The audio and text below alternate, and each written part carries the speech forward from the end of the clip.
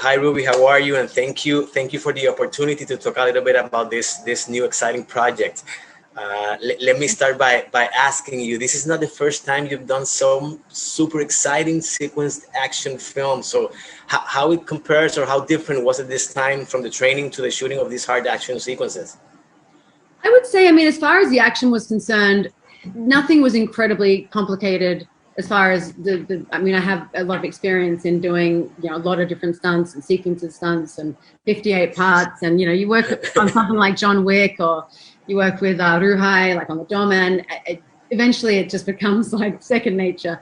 So for this kind of stunts we did, and often they would ask me, like, what would you do in this situation for your character? And would it be this or that? And for me, I just made a decision that she doesn't want to do any of these things. She has to do this to get her daughter back. And as a single mom, and her daughter as her life, there is nothing that she won't do. But she's not going to go into a room necessarily and start doing Krav Maga and, kicking ass and karate and punching and getting, she just wants to be bang, bang, in, out. Like, I got to get this package. I don't even want to enjoy this, think about it. And I don't want to go back into this old life. So you'll notice, like, I took into every scene this reluctance of not wanting to be there, but being forced to. So you never see her really taking pleasure in what she's doing, which every other character I've ever played is enjoying what they're doing, So it was more the emotional turmoil that was new for me.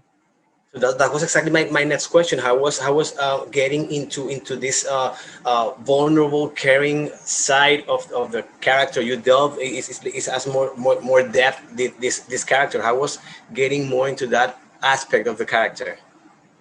It was a beautiful experience, especially because I had someone that I could really take. I didn't really go into it thinking that I was going to, find my inspiration, who, where, whatever.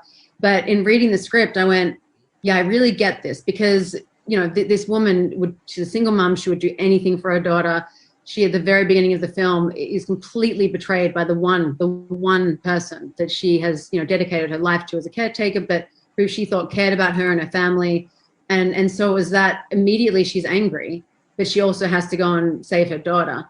And so I can see that in my mother. Like, I can see my mom had me at 20. I would have been about the same age as Juju, who plays my daughter. And my mom would have done anything for me. And so I can see the mindset of wanting to do that, and how much you want to protect someone. And the girl that played my daughter, Juju, is an amazing actor and just super sweet. And I really did feel protective of her during it. And so it was a nice kind of change. And I just felt very embodied in the character and the conflict that came with that. It was very interesting, the dynamics between your character and Morgan Freeman's character. How was working with this actor? How do you get together to make this relationship so believable, so credible? He's just an amazing man to work with. He doesn't need to sit down and run lines or talk about intention, but he did. And we did sit down and we discussed a few script things where we thought maybe this would be a bit better and maybe that would be better. And he said to me, he goes, I haven't read a script and gone through a particular scene like this since theater. And he's like, I miss that. Like, in theater, you all sit around and this is exactly what we do for hours, dissecting the script and things. And he said a lot of times in movies, people just walk on set and they say lines. And he said, I really love this. So we just spent so long being like, but what about this? And what about that? And George, the director, was just loving it and writing things down. So Morgan he's a tremendous actor, a great person. Yeah, I can't even. Excellent. So I understand that you practice several sports, so some extreme. What do you do to decompress after a grueling day of killing people or fighting villains? After a grueling day, I literally will, like, light some sage, get a bath bomb, get in the bath, and just let that character and her conflicts and her pain and everything else just kind of melt away. And then I go to bed, and then I start it all over again.